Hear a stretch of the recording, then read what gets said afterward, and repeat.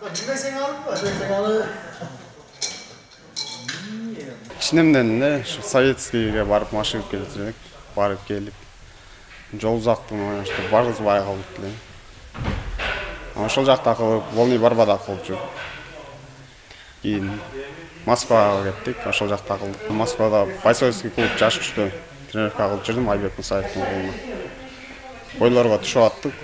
Time to fight, Калзей. Ошолордон Time to fight'тан бирди алдым. Алып жаштар уюмунун фонду ачып, ошо аларыбыз зал салып, ушуну бүтүрдүк. Азыр ушул жерде тренировка кылтабыз. Ачылгандан бери мен өзүм жаш балдарды тренировка кылдыртам. Бир жумада 3 жолу болот. Понедельник, среда, пятница 5-тен 7-ге чейин. Ошо Волни Барба менен тренировка кылдырабыз. Алар